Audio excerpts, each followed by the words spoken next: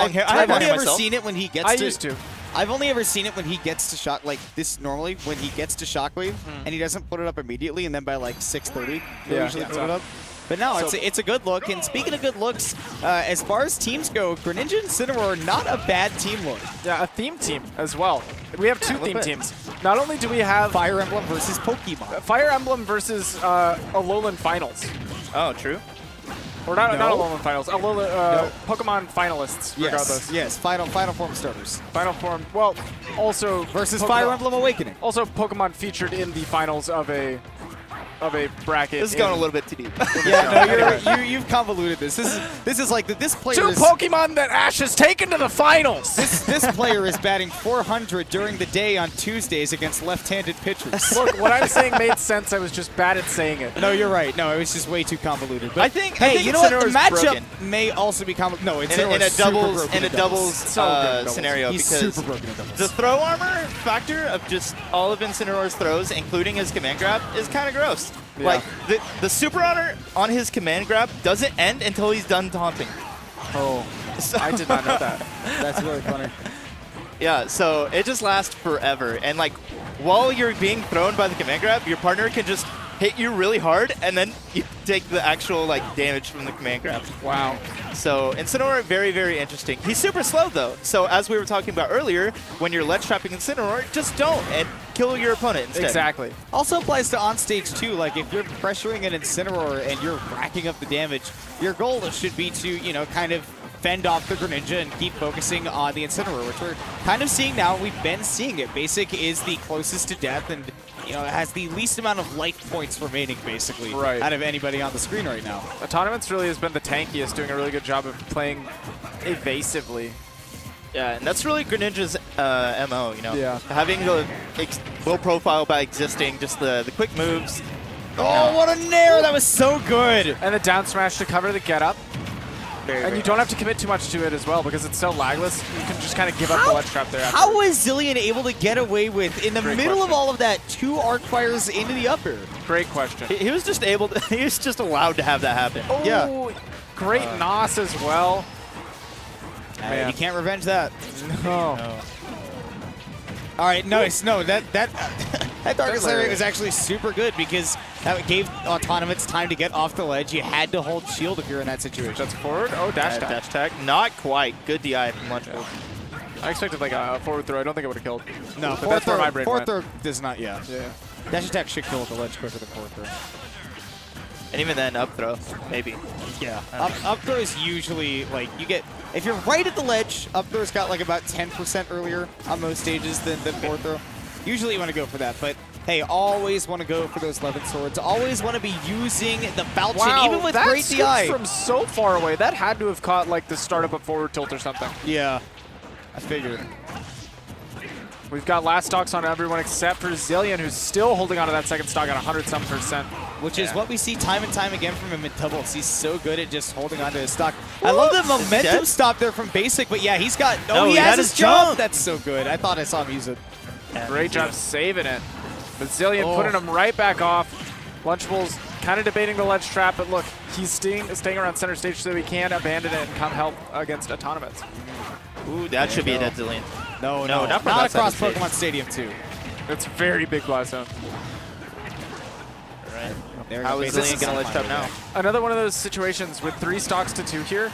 A pseudo lead in doubles, because if you drop Lunchables stock quick enough with Xillions, it becomes a 2v1, and that could very easily turn regardless of percents. And that's really the win condition for Basik and Autonomitts right now. Oh, good revenge. And you might be on the path towards that win condition. They're very close. I think right now Basik wants to target Lunchables. Yeah, absolutely. He uses it on down tilt. That's still a lot of damage. Hey, you take the extra damage, you try to get the kill. Oh, that's going to be Basik out though. I think it's still doable if he kills them both because Xillion really hates Greninja. So Autonomitts could clutch it, but it's hard. As long as it goes down to a 1v1, it's possible, but right now he's in a very bad spot. This ledge trap is, literally, what do you do? I think every option was covered. Okay, so no. Robin is potentially like one of the best ledge trappers in the game, if not the best. We have Croy, specifically Chrom here, who is also one of the best ledge trapping characters in the game. Both top 15 in doubles. Yeah. Both ledge trapping you at the same time. As Greninja. Yeah. Who has not great ledge options. What are you supposed to do? Yeah.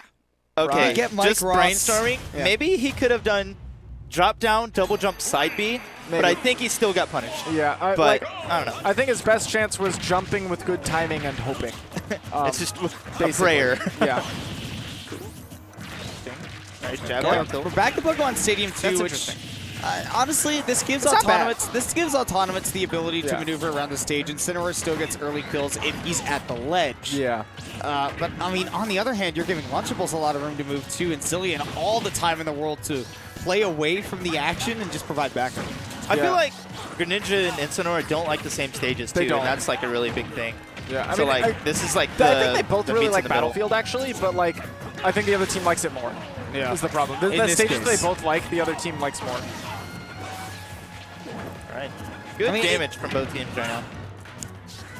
It's kind of hard to tell where this game is going to go because it's been so even. Because for a vast majority of that game one, it was so even as well, right? Like nobody's got a specific huge thing they're taking advantage of. I mean, they've both been playing some decent backup for each other, as you just saw.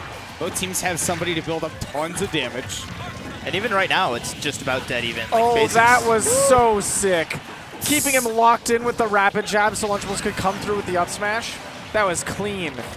Now the tied game still. Basik sitting pretty unhealthy. Uh-oh. Oh, yeah, just bonk him. he's fine, Dude, though. if I were Basik in that situation, I would have cross-chopped Xillion into the blast zone. Yeah. I don't know. Is that worth it? I Oh, mean, yes. No. Oh, yes, it is. You know, when you consider how much of a resilience that was his partner, Xillion though. has had, look, he even survived that. Like, come on. Yeah. Xillion's And that been was a living Chrom forward smash into his chunky ankle. percents. I feel like that'd be an acceptable trade for sure, Yeah. but not one, not the path that Basik wanted to travel down. I don't It's know. just so If that was unfortunate. Lunchables, I would see that being worth because, you know, low percent, Yeah. like a more, a better character by himself, Yeah. really. So, like, if you get down to the 2v1 with Xillion, you know, it's kind of lights out. but also on Lunchables, it wouldn't work anyways because he's got the armor on the soaring slash. Oh, yeah. You would have to go back to the ledge and then just try to keep revenging the. I top love of it. dropping down with counter there. That was crazy. Oh, That was did you see interesting. what- I love yeah. the idea. Love the idea. Basik tried to get the combo, but man, trying really hard to set up for a landing area with the revenge. Xillion's able to take advantage and a great This should be a kill. usage. Oh, No, he gets juked. a big whiff. I mean, it's really ambiguous where Xillion's going to drift. He has a lot of drift Yeah. on that one. So it's definitely not a free pickup, but it could have been a stock, right? This is what we've been Let's talking go. about is, doesn't take land it back advantage of the 2v1 when you have it and then counter hit when they're trying to get back into the action. We see Lunchables still on that third stock, or second stock rather. Finally drops. Last stock for everybody right now, but the blue team is bleeding. Literally the words I was going to say if you didn't. I think they really have to take care of Lunchables. I think killing Lunchables right now is the win condition. Yeah. Oh. Instead, we've seen Autonomitts drop, and that puts Basik in a terrible spot normally. Aye, Oh my okay. god. That was a necessary. sick finish. Necessary, You really had to do that. perhaps. That was totally worthwhile. I think that was sick. Not